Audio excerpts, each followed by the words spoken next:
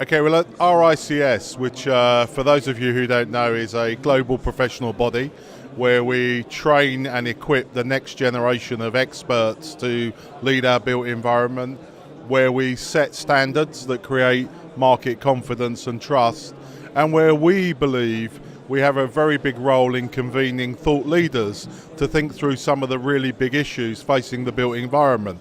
So what's changing in our world and how are we responding to that, and what's RICS doing? I mean, the biggest clear change is that, you know, the world population is getting bigger, and significantly to that, nearly 2/3 of the population come to 2050 will live in cities. That is placing a huge burden and pressure on our urban built environment.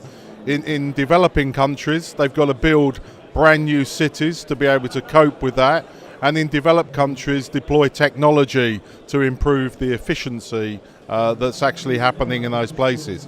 So what's RICS doing? Well, we're looking at what does the future generation of this built environment need to look like? What skills will it need? How do we educate them? How do we bring in the social responsibility skills with the built environment skills, with the technology skills, and also with the hospitality skills, because this is all about how do we create great places for people.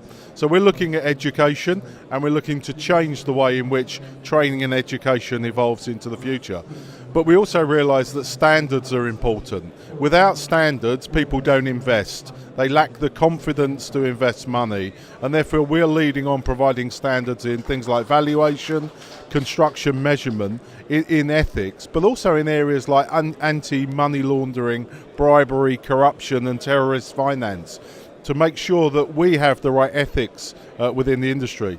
I think the biggest thing that we're doing, though, is reaching out. We realise that no one organisation can solve the biggest challenges of the built environment, this rapid urbanisation and pressure on our cities, and the sustainable challenges that that's going to have.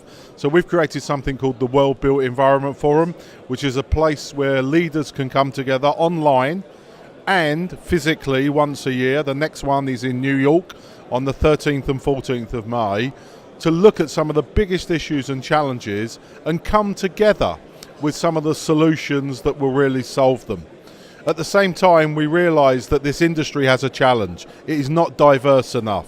It is not bringing in enough diversity, and that we need to find ways to open up the culture of the industry so that more people will want to join from very, very different backgrounds and bring that new challenge and innovation to us. So our role is to act as a leader in encouraging greater diversity and inclusion. And today we just launched a book that we sponsored with CBRE, with our two authors, Judith Gabler and Amanda Clack, who was a previous president, as a book to show what can leaders do to create that diversity, to find the talent to build the future built environment.